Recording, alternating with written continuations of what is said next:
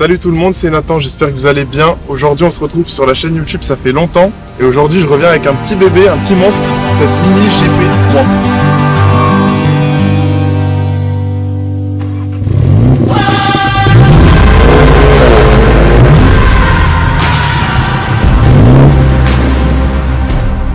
Bon du coup on se retrouve en haut de la turbine pour vous présenter la Mini GP. J'espère qu'elle vous plaît esthétiquement parce qu'elle est vraiment magnifique. Donc les 3000 exemplaires, ils ont tous la même configuration, en tout cas pour l'extérieur. Comme vous le voyez, on a une grosse calandre à l'avant. Des petites parties en rouge pour rappeler un peu l'univers de la compétition. Hein. C'est GP, donc Grand Prix. À l'avant, on peut voir qu'il y a le Shadowline complet. Donc il n'y a pas de chrome sur la voiture. Une petite prise d'air. Et on voit surtout sur le côté ces ailes en carbone. Donc c'est un alliage de carbone et de plastique.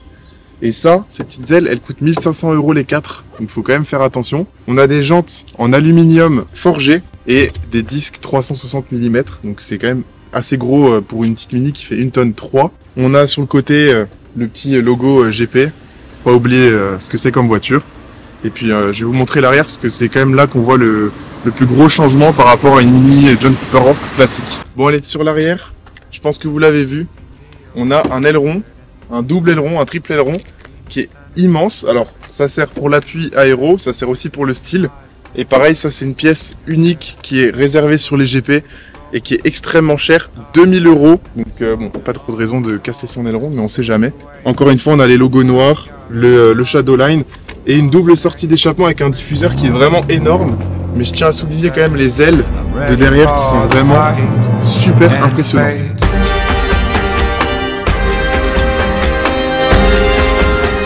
On se retrouve dans la Mini GP. Alors, il y en a qui vont se dire, mais Nathan, t'étais pas là pendant 3-4 mois, t'es revenu avec une Mini GP, etc. Qu'est-ce qui se passe?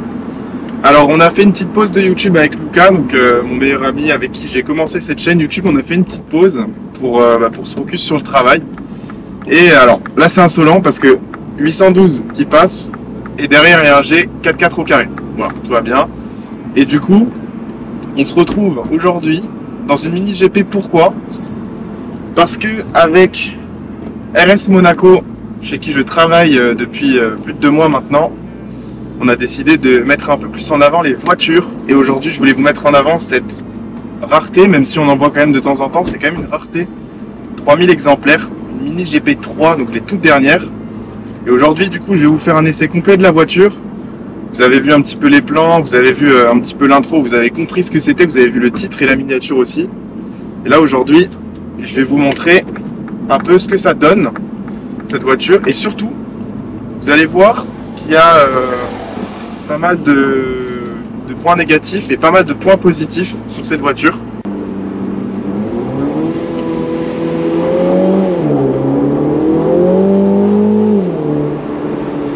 On commence avec un petit tunnel. Alors,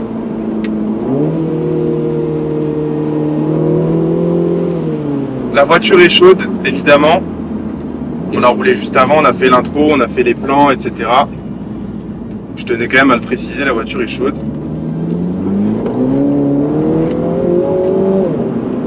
Voilà.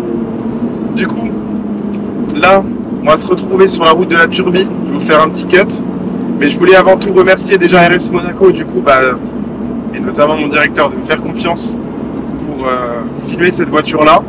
Sachez qu'elle est à la vente à 49 990 €. Il y a 4500 € à peu près de malus dessus. À part ça, elle est nickel. Elle a 18 500 km, elle est comme neuve. Et elle dispose, vous allez le voir, on va en parler après, du pack Ultimate. Donc le pack qui comprend le GPS, les sièges chauffants, la clim automatique.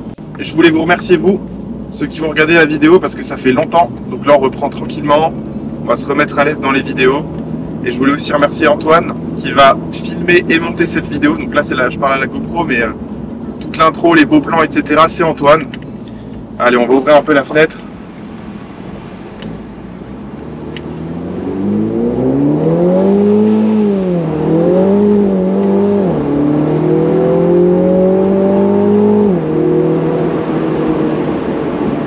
Ça marche, hein. Alors, elle marche très bien cette voiture. Elle tourne très bien, elle est rivée au sol. Vous allez le voir, le châssis est incroyable. Mais par contre, s'il y a bien un défaut sur cette voiture, et on va en reparler après, c'est la direction Et le train avant notamment, c'est qu'il y a trop de couples sur l'avant. Du coup, pour vous parler de la Mini GP, parce que là on va sur la route de la Turbie, donc on est tranquille. Donc la Mini GP, qu'est-ce que c'est? C'est tout simplement une Mini JCW. Donc vous savez, chez Mini, il y a la Cooper, il y a la Cooper S, il y a la Cooper John Cooper Works, donc JCW. Et l'ultime Mini Cooper, c'est celle-ci, c'est la Mini GP. GP, ça veut dire Grand Prix. Donc, tout est dans le nom. On est sur une voiture qui se veut vraiment radicale. Donc du coup, ça c'est une voiture qui fait d'origine, qui sort de son 2 litres turbo. Donc c'est un 4 cylindres 2 litres turbo, qui sort quand même 306 chevaux, 450 Nm de couple. Et les données les plus importantes, c'est que cette voiture est limitée à 3000 exemplaires. Et vous le verrez, on va vous mettre un plan, mais il y a le rappel de l'exemplaire que vous avez. Là, on a l'exemplaire 2858. Donc voilà, je ne sais pas ce qu'ils font. Bon, on a l'exemplaire 2858 sur 3000, mais c'est pas tout. Parce que, en plus d'avoir que 3000 exemplaires, il faut savoir que cette voiture-là, en France, était limitée à 99 exemplaires. Donc sur les 3000, il n'y en a eu que 99 en France. Donc celle-ci fait partie des 99. Et enfin, quand je dis en France, c'est France-Monaco. Hein. Et parce que celle-ci est immatriculée à Monaco. Et en plus de ça, celle-ci est encore plus rare parce qu'elle a le pack Ultimate. Alors le pack Ultimate, qu'est-ce que c'est? C'est un pack qui coûte 5000 €. C'est les seules options que vous pouvez rajouter parce que cette voiture n'a aucune option sinon. Tout est de série, la couleur, etc. Et en option qu'on peut rajouter, il y a le pack Ultimate à 5000 € qui comprend du coup l'Apple CarPlay, donc le système avec l'écran 6,5 pouces il me semble. Il y a le GPS, il y a l'Apple CarPlay. On a les sièges chauffants aussi. Et la climatisation automatique, vous voyez que ça bouge pas mal parce que cette voiture elle est raide de ouf. Du coup voilà. Hop. Et du coup, avant de monter tranquillement à la Turbie, je vais finir de vous parler de ça. C'est que du coup cette voiture là, neuve, valait 45 000 €, on va dire à peu près. À ça vous rajoutez à peu près 4500 de malus puisque c'est une voiture de 2020. Donc vous êtes à 50 000 et avec le pack Ultimate, cette voiture est à 55 000. Donc cette voiture, en France, neuve, coûtait 55 000 € et maintenant d'occasion avec 18 000 km coûte 50 000 €. Celle-ci, après il faut rajouter le malus. Donc, en fait, c'est intéressant de se dire que cette voiture coûte le même prix d'occasion que neuf. Ça fait partie de ces voitures un peu rares qui se veulent être des bons achats. À savoir que la Mini GP1 et GP2, c'est des voitures qui ont quasiment doublé en prix ces dernières années.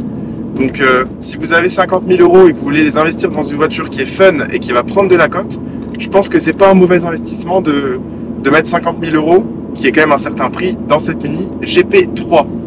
Bon, sur ce, on va monter la route de la Turbie là, après ce petit dodan et je vais vous en dire plus sur les défauts et les qualités de cette voiture. Allez, on est parti.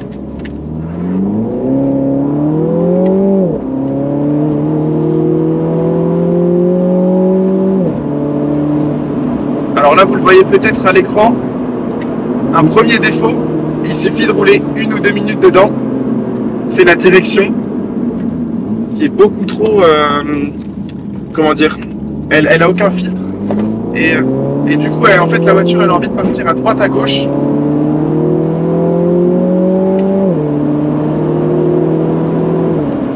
Ça marche bien, ça marche bien et quand on tient bien le volant, c'est vraiment quelque chose, c'est une arme cette voiture. C'est une voiture qui se conduit à deux mains.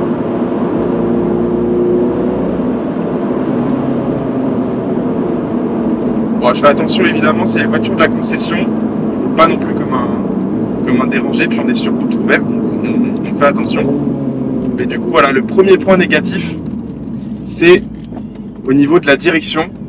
Parce que cette voiture, regardez, si vous regardez avec cette caméra,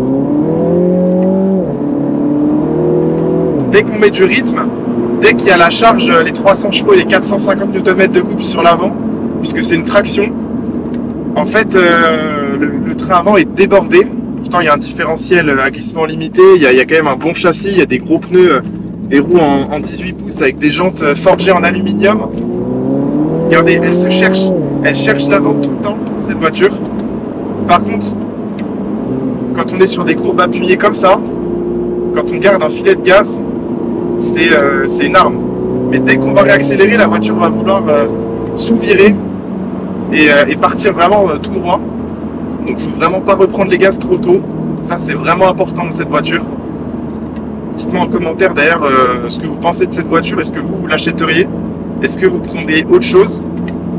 Voilà, on est sur une concurrente de la Civic Type R, on est sur une concurrente de la Mégane 4 RS.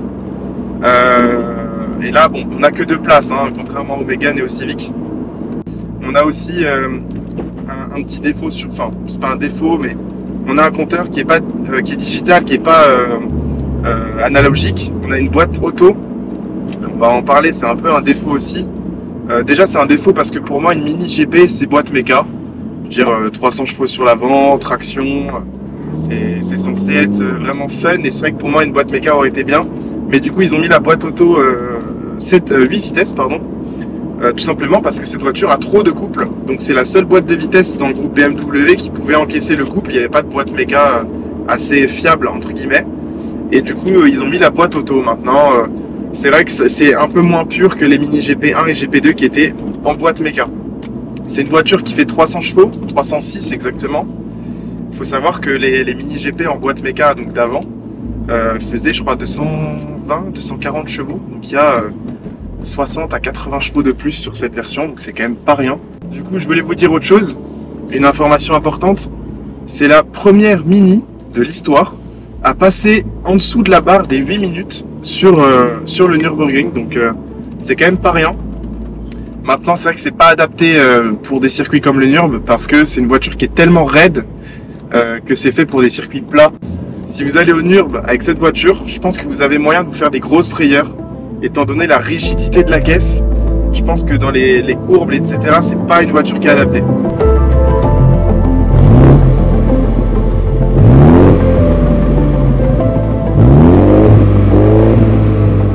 Bon, j'espère que la vidéo vous a plu, elle touche à sa fin.